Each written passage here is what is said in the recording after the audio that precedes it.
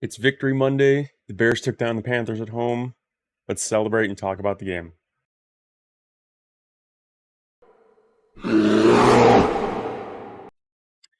Hey, what's going on, guys? Welcome back into DaBearsDen, an NFL podcast with the Chicago Bears first focus. I'm your host, Alex, and it is Victory Monday. The Bears are coming off their best win of the season so far against the Carolina Panthers, a win that was really needed for this team. The Bears, up to this point, had been in a one-score game every single game this season, and they finally were able to kind of take the lead and pile it on to a bad team.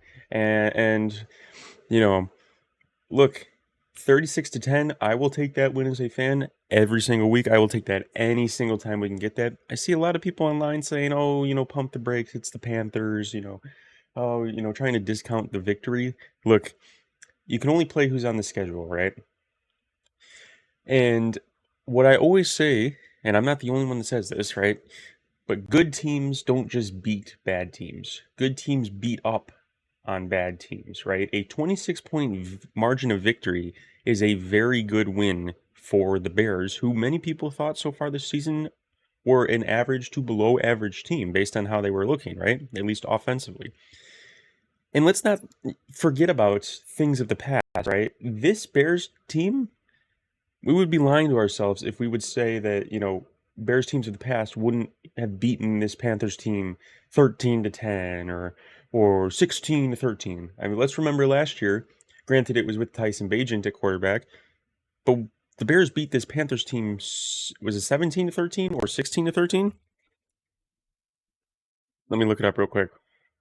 16-13. Okay, so to go from a 16-13 win to a 36-10 win in one season, I will take that any single day of the week. I will take that any single season. It's a big win. And it's a big win not just because of the score, but it's a big win for building confidence, for getting the offense, continuing to stack progress, right? We saw it in week 3 against Indianapolis. The passing game exploded. Caleb Williams threw for 363 yards. And it was like, okay, there we go. There's the passing game. Now we just need to get the running game going. And then last week against the Rams, it was more so Caleb played a very solid game, but it was more so, okay, here's the running game exploding finally. And then this week was the full picture. This was the full explosion of the offense. 20-point second quarter. All season this year from the Bears, we've seen them be flat in the first half offensively. Look like they don't know what they're doing. They're lost. They're confused. There's a ton of penalties. They were up 27-7 in halftime. This means something. This is important. This is a big victory. Because not only are they now 3-0 at home on the season, and they extend their home winning streak to 8 games, which is the longest in the NFL, but this is yet another game where they're giving up less than 20 points. I think it's like their 13th straight game, which is, the longest streak in the NFL. So the defense is still playing at a championship level, and I think they're going to continue to do that. They got out pretty much injury-free again, which is incredible. Caleb Williams is progressing at levels that I have never seen a quarterback progress before. I mean, when we look at his stat lines, okay, and I talked about it in the live stream after the game yesterday. 48% completion percentage week 1, 62 week 2, 63.5, 74, 69%. Slight dip, but it's pretty good. League average completion percentage this season, let's see, kind of just pulling it up as we go. The league average is 65%. So that's above average. 69% so we'll take it, right? For a rookie quarterback in his 5th game. The passing yards, 93, 174, 363, 157, 304. Caleb is now over 1,000 yards on the season. He's at 1,091 through 5 games. He needs 1,200 yards to take the rookie passing yard record from Mitch Trubisky. he might have that in 4 games, right? 5 games. Touchdown to interception ratio through the games: 0 touchdowns, 0 picks. 0 touchdowns, 2 picks. 2 touchdowns, 2 picks. 1 touchdown, no picks. 2 touchdowns, no picks. And the passer rating: 55.7, 51, 80.8, 106.6, 126.2. He's improved every single game.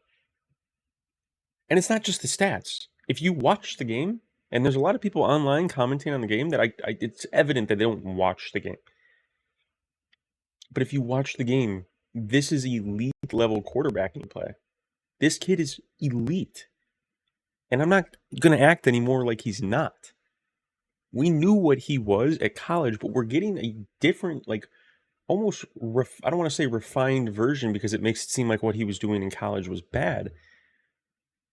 But the big scouting gripe they had on him in the draft was they're not sure if he can successfully play from the pocket at the NFL level. And they were worried that he was going to be doing his scrambling stuff, his extending plays, taking big sacks. But he's not doing that, right? We maybe get a play or two a game where he, super extends the play and plays a little hero ball. And most of the time it works, right? He had to throw one away yesterday. The other one, I think he was scrambling around and then he scrambled for like 8 yards or something, got hit late out of bounds, no flag, of course. That's typically what happens to Chicago Bears quarterbacks. But he's not, like, this isn't the same Caleb Williams that we saw at USC. We knew that he could play from the pocket. There were games where he did it. There were plays where he did it.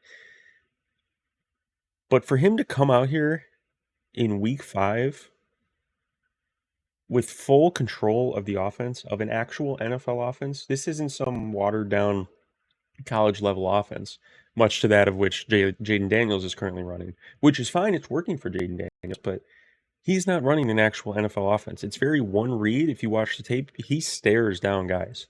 Caleb is going through all the progressions, excuse me. Like, this is real big-time stuff. This is the best quarterback play that I've seen in my life as a Bears fan. I'm 24 years old. This is not a joke. And if this continues, which I would expect it to, because if he's already doing it in week 5 with more experience, the game's going to slow down even more for him. If this continues, this team can do anything. They can beat anyone. And I can already hear it. There's going to be people in the comments, it's the Panthers, you're overhyped because they beat the Panthers. I don't care. I don't care. The Panthers the last 2 weeks were playing well when switching to Andy Dalton. They were close to being 2-0 with Andy Dalton. And you can only play who's on the schedule. But yesterday we saw it. We saw it. It really seemed like the game all of a sudden slowed down. He seemed relaxed. The first drive was a little strange, right?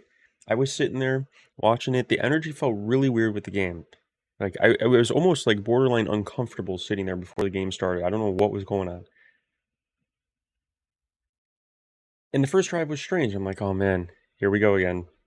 Back to the the rough offense. And then that was it. Then they were off and running.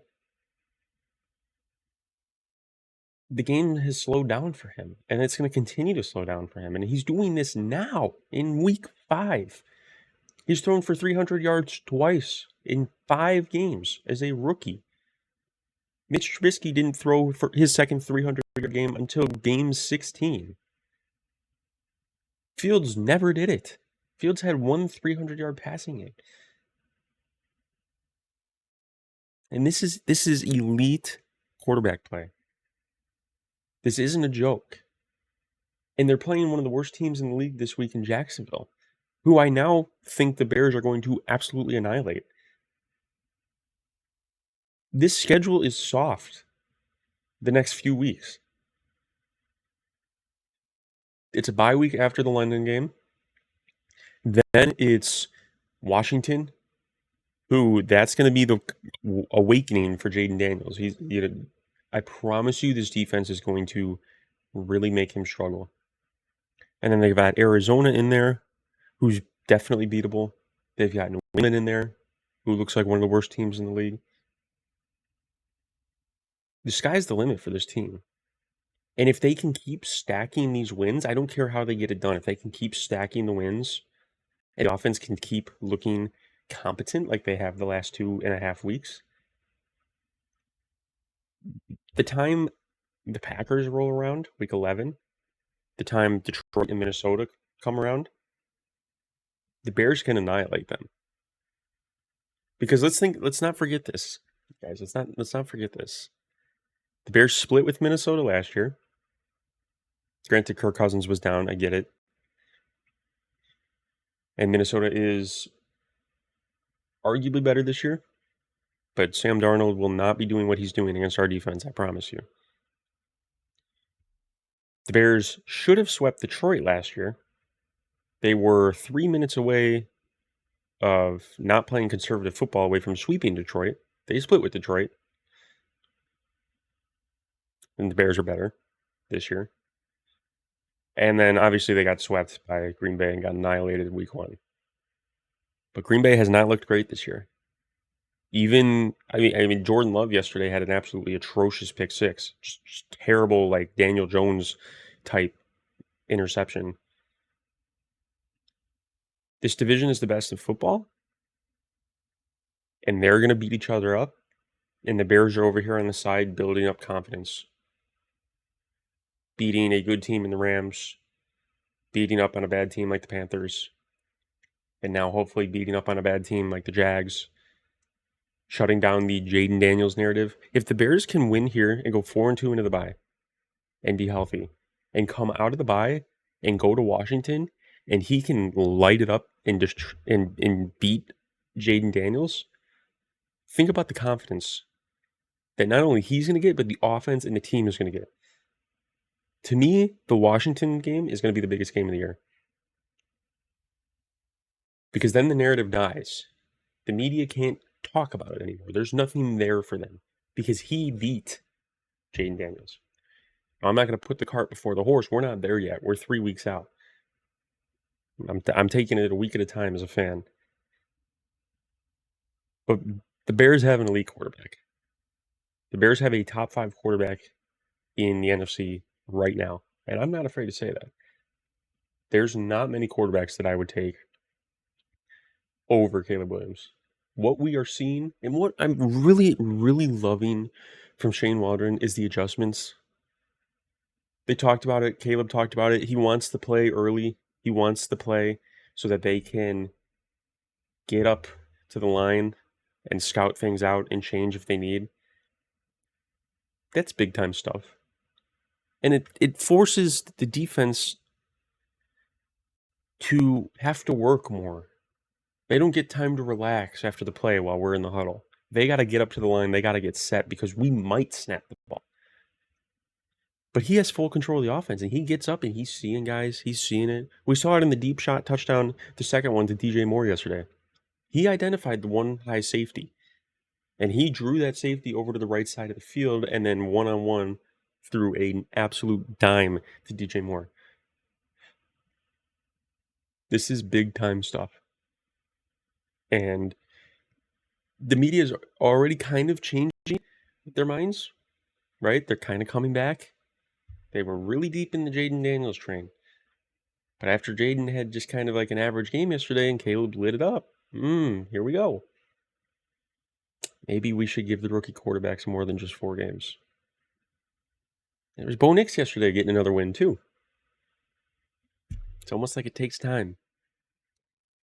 The Bears are 3-2. Defense played fantastic. Bunch of takeaways. You know, another big rushing touchdown given up. But that seems to be the standard this year.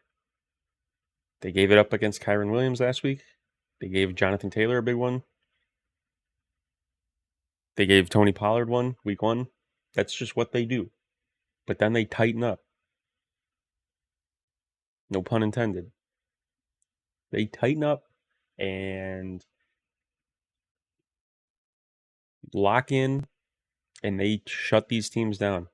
There was like 2 minutes and a half yesterday in the first half, 2 minutes left, and Andy Dalton had like 8 passing yards. This is the same Andy Dalton that the media was hyping up and as the savior for Carolina 2 weeks ago. The coaching staff is finding their way. The offensive line is finding their way. They look so much better. They look like they know what they're doing. And maybe it was just the lack of preseason. This starting unit, this starting offense did not get a lot of reps in the preseason with rookies all over the place and second-year guys all over the place. This is what they need. They're 3-2 through 5 games. Play 5 games, you got 3 wins. Pretty good. There's a lot of teams out there, a lot of fans that wish their team had 3 wins. Many more winnable games up ahead for the Bears. Take it a week at a time. Going to London. Team left for London today to go ahead and get over there and acclimate to the time change and all that. And that should be a good game. That should be a fun game. And I think Trevor Lawrence is really going to have a rough time against our defense. With that being said, I appreciate you guys listening. As always, like, comment, subscribe, share this video. We're almost at 100 subscribers. Sub count keeps going up. I see it. So we're close. I know we can get there. That would mean the world to me. And we'll see you guys in tomorrow's video. Bear down. Enjoy Victory Monday. And we'll see you tomorrow. Peace.